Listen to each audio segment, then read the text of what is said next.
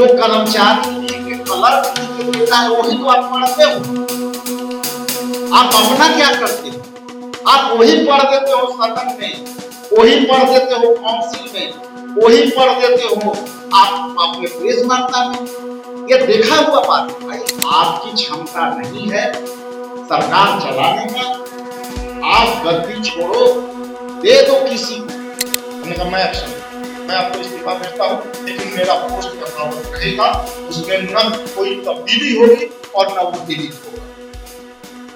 ये है भाजपा सरकार। अब वो बेटियां किसी की बेटियां नहीं है क्या जिनका रेप हो रहा है, जिनका गैंग रेप हो रहा है, रेप के बाद जिनका मर्डर हो रहा है? अब वो बेटियां क्या पत्थर की मूरत हो गई? वो किसी की बेटियां नहीं बची है? इतना असंवेदनशील हम और आप क्यों होते जा रहे हैं? ये पार्टी ही सेंगर और थापड़ वाली पार्टी है, ये उनको अपना पहलवान मानती है। इनकी निगाह में हमारी और आपकी बेटियों की कोई इज्जत नहीं है। नमस्कार, मेरा नाम प्रिंस मिश्रा है और आप लाइव सिटीज देख रहे हैं। असितनाथ तिवारी जो कि पहले भाजपा में थे, अब जो है उनकी घर वापसी पुनः जो है कांग्रेस में हो गई है। और हम आपको बता दें कि असितनाथ तिवारी और जिस तरीके से वो विवाद अभी चल रहा था फेसबुक के माध्यम से, सोशल मीडिया के माध्यम से जो विवाद चल रहा था स्वास्थ्य व्यवस्था को लेकर, उन चीज़ों को लेकर आज जो है वो आज घर वापसी की है। कांग्रेस की सदस्यता उन्होंने फिर से ली है। पहले सुनवाते हैं राजेश कुमार राम और असितनाथ तिवारी क्या कुछ करें। कि ये संवेदनशील मामला है, इसमें सबका दायित्व। कई लोगों ने विपक्ष में रह करके पर अपनी प्रतिक्रिया दी है। केवल प्रतिक्रिया से नहीं ये चलेगा। आप जिस तरह से जो घटना घटित हो रही उसी कुंडली में फिर एक घटना, और आज मैं ये संयोग कहिए, मेरा दुर्भाग्य कहिए कि जब भी ये मैं प्लान करता हूं कुछ अनहोनी खबर। मेरी मंशा राजनीतिक नहीं, ये सबको आगे आना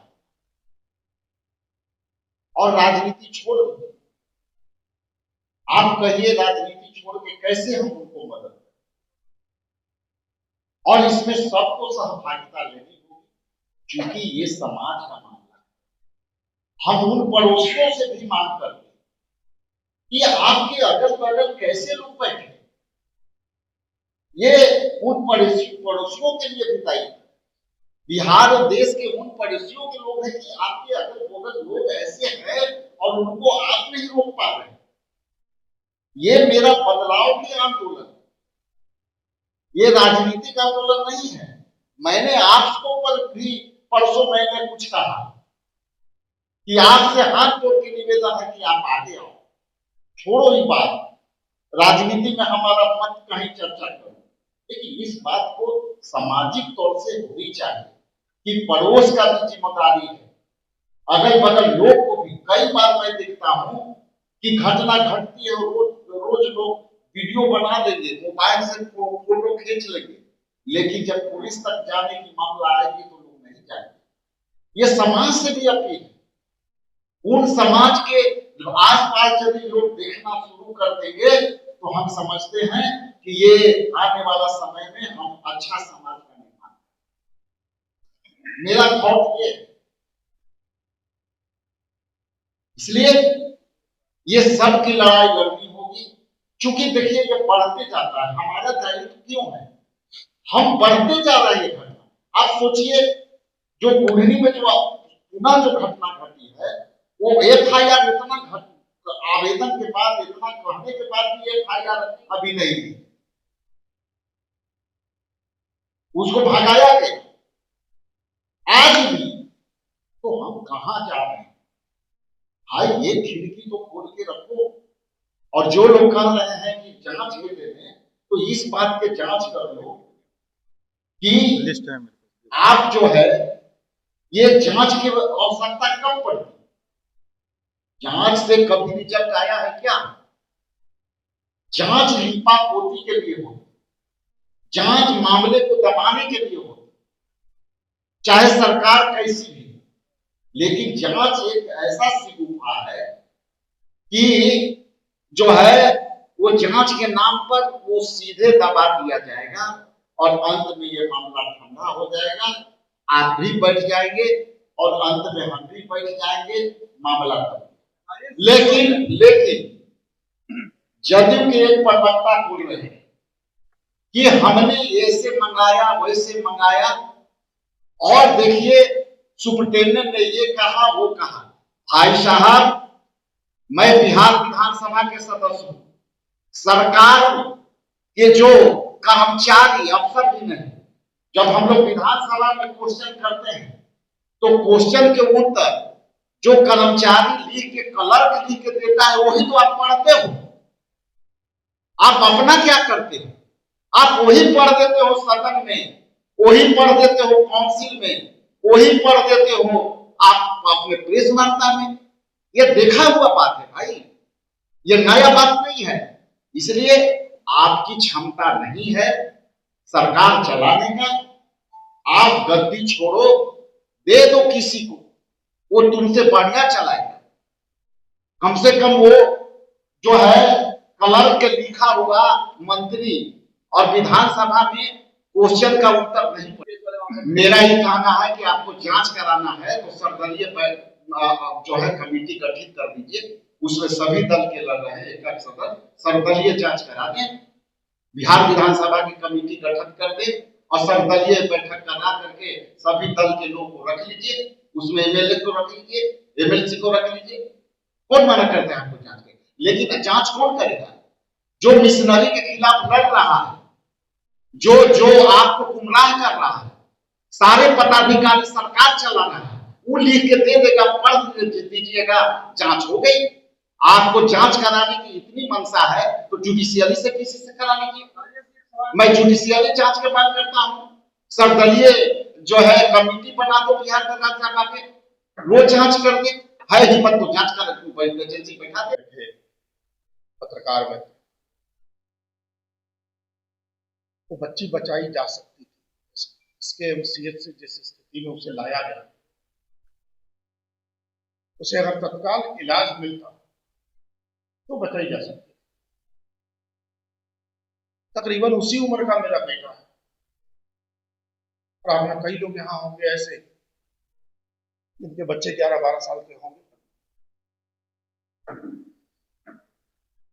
एक माँ बाप के तौर पर हमें अपना बच्चा कितना प्यारा है, वही तो अपने माँ बाप को बहुत प्यारी रही होगी। उसका पेट फाड़ दिया गया, उसका सीना फाड़ दिया गया, गले को काट दिया गया। एक अदद फोन बिहार के स्वास्थ्य मंत्री ने कर दिया होगा उसे बेटे। बिहार के स्वास्थ्य मंत्री ने दावा किया है कि वर्ल्ड क्लास हॉस्पिटल, एशिया में इससे अधिक बेड किसी हॉस्पिटल में नहीं, और उस हॉस्पिटल में हमारे आपके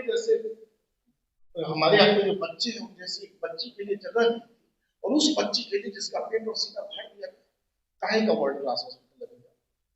और क्यों दावा करते हो कि एशिया में सबसे अधिक बेड हमारे पीएमसीएच में? एक फोन से बेड। यही बात हमने अपनी पुरानी पार्टी भारतीय जनता पार्टी के प्रदेश अध्यक्ष को कही, सर एक फोन तो करना था, वो जीवित होती। मैं बार बार कहूंगा कि अपने घर जाइए और अपने बच्चे की जरा शक्ल देखिए, आपको उस बच्ची की शक्ल याद है। और मैंने कहा सर एक फोन कर दिया गया होगा बच्ची, और जवाब सुन के आपको है भर बिहार के अस्पताल के बाहर ऐसे ही लोग खड़ा थे, किसके लिए फोन करते थे? मैंने कहा सर जनरलाइज मत कीजिए, भर बिहार सामान्य बीमारियों से ग्रसित लोग अस्पतालों में चक्कर लगा रहे हैं। सामान्य बीमारी से ग्रसित बच्ची नहीं थी, इसका रेप हुआ था, इसका पेट फाड़ा गया था, सीना फाड़ा गया था, इसकी गर्दन रेप दी गई थी। एक गरीब दलित परिवार की बच्ची आई थी, तो दलित लोगों को पूरा ही 10 चाहिए तो दे दिया जाए। ये जवाब है दिलीप जायसवाल। फिर उन्होंने कहा कि आप याद रखिए, अब आप पत्रकार नहीं हैं, अभी आपको लगता है कि आप पत्रकार हैं, आप नेता हो गए। मैं क्या संवेदनशीलता के साथ राजनीति की जा सकती? इतना असंवेदनशील होना तो बर्बर होना होता है सर, ये तो बर्बरता है। ये सारी बातें चल रही थी। आपको आश्चर्य होगा कि दलित समाज की ठेकेदारी का दावा करने वाला चिराग पासवान जी ने क्यों नहीं बोला इस मामले पर? जीतन राम मांझी जी की जुबान नहीं चली इस मामले पर। मैं फिर कहता हूं, इस बच्ची के हत्यारे हम सारे लोग, सामूहिक हत्या हुई। इस सरकार ने मारा है, इस सरकार की नाकामियों ने मारा है, इस सरकार के निकम्मेपन ने उस बच्ची को मारा है। वो बचाई जा सकती थी और सिर्फ एक फोन कॉल से बचाई जा सकती थी। और संवेदनशीलता मार के, बर्बरता हासिल करके अगर कुछ हासिल करना हो तो मुझे स्वीकार नहीं है। हमें लगता है हम में से किसी को स्वीकार नहीं होगा जो पत्रकार लोग हैं। लेकिन कोई प्रयास नहीं, मजाक उड़ाया गया, कोल्ड कॉफी पी गई इस पूरे चर्चा के दौरान। कोल्ड कॉफी मांगा के पी जा रही थी इस पूरे चर्चा के दौरान। कहीं कोई संवेदनशीलता नहीं दिखी। आदरणीय राजेश राम जी मेरे बगल में बैठे हैं, क्या वीडियो वायरल हो रहा था वहां संघर्ष करते हुए, हमने वो वीडियो दिखाया। हमने कहा सर विपक्ष वहां पहुंच गया और हमारी जिम्मेदारी है, सत्ता पक्ष के लोगों की जिम्मेदारी है। बिहार तो सत्ता पक्ष का एक फोन नहीं जा सकता था।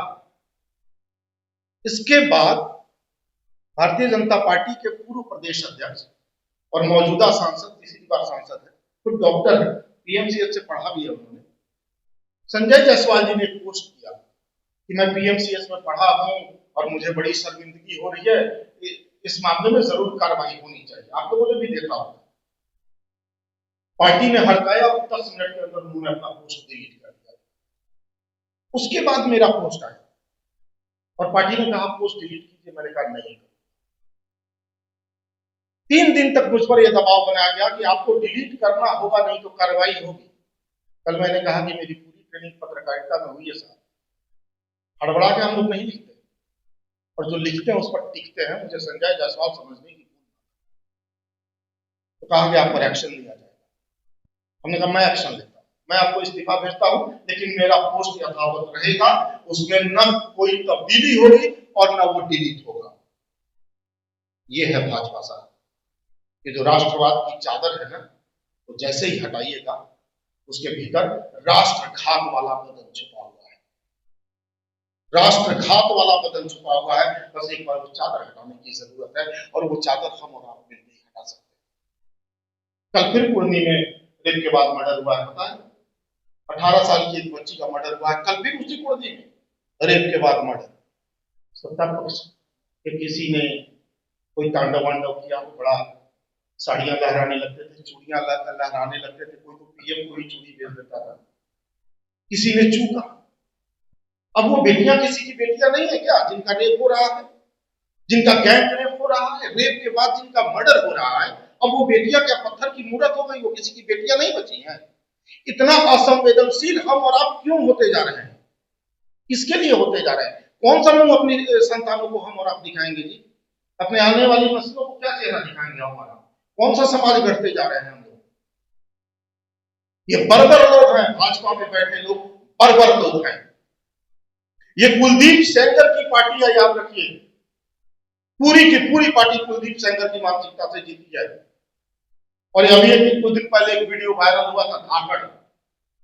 ये पार्टी ही सेंगर और धाकड़ वाली पार्टी है। ये उनको अपना पहलवान मानती है। इनकी निगाह में हमारी और आपकी बेटियों की कोई इज्जत नहीं है, कोई इज्जत नहीं है। बड़े घटिया लोग हैं। मैंने इनका वीडियो देखा तो मुझे लगा कि चलो उस बच्ची के लिए जिसने अपनी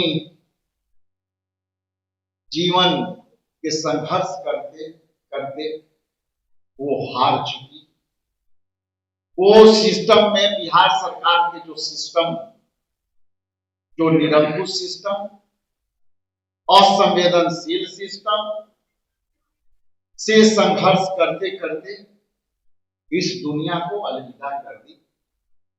तो मैं उस घटना के जोड़ते हुए आपके माध्यम से मैं जो केंद्रीय मंत्री, जो सत्य के भूखे हुए लोग हैं, चिराग पासवान जी से मेरा सवाल है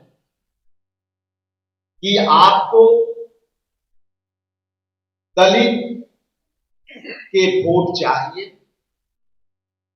और उनके वोट के बदौलत आप चिराग पासवान जी, आप केंद्र के सत्ता में बैठे हुए हो, लेकिन आपकी सत्ता के लालच में, सत्ता के लोभ में आप उस दलित बेटी के लिए, जो आपकी डबल इंजन की सरकार ने न्याय नहीं दिया और आज तक आपकी उस बच्ची के प्रति आपने कभी भी संवेदना नहीं दिखाई, तो क्या आप इस बच्ची को, जिसने हमारे इस दुनिया को, सिस्टम को झेल न पाई, इस कुव्यवस्था को झेल नहीं पाई और एक अदद बेड के लिए, एक अदद ऑक्सीजन के लिए तड़पते रही और इस संघर्ष करके चली गई, तो मैं सीधा सवाल करता हूं चिराग जी से कि आपकी सत्ता की लोग इस तरह से ऊपर चढ़ के बोल रहा है कि आप अपने आप को मुख्यमंत्री बिहार को घोषित करने जा रहे हैं, तो साथ साथ आप ये भी सवाल देते जाइए कि आप दलितों के हित का रक्षा कब करोगे, ये जवाब आपको देनी पड़ेगी। दूसरा सवाल जीतन राम मांझी जी से, वो अपने को दलित के मसीहा कहते और आप तक वही प्रवृत्ति से आपने काम किया और अभी तक आपकी वेदना, आपकी संवेदना सामने नहीं आया, क्योंकि आप दोनों को जीतन राम मांझी और चिराग पासवान जी, आप सत्ता के भूखे लोग, आप अन्याय के खिलाफ बोलने से आप क्यों कतरा रहे? क्या आपको इस तरह से आरएसएस के एजेंडे में आप जा करके, आप आरएसएस और भाजपा के दबाव में आकर के आपने अपना मुंह बंद रखा है? आप कब खोलोगे, आप जरूर बताएं। हमारे दाहिने तरफ, जैसा कि मैंने कहा कि कई पार्टी कोई भी, तो आपने सुना किस तरीके से जो है शीतनाथ तिवारी, उन्होंने साफ तौर पे कह दिया है कि अब हमारी जो वापसी है और ऐसे में जो बिहार की स्वास्थ्य व्यवस्था है, उन चीज़ों को लेकर हम लोग जो है लड़ाई लड़ेंगे। वहीं हम आपको बता दें, शीतनाथ तिवारी और संजय जायसवाल के बीच जो अभी सोशल मीडिया के माध्यम से जो वार छिड़ा था, उन चीज़ों को लेकर उन्होंने साफ तौर पे तंज कसा है और कहा है कि नेता जो दृष्टिविहीन है, जो पीएमसीएच के जो कैंडिडेट भी रहे हैं, वो अपनी मानवता को जो है शर्मसार करते हैं। ऐसे में आप लोगों को क्या लग रहा है, कमेंट बॉक्स में ज़रूर बताइएगा। बने रहिएगा लाइव सिटीज़ पर, तब तक के लिए धन्यवाद।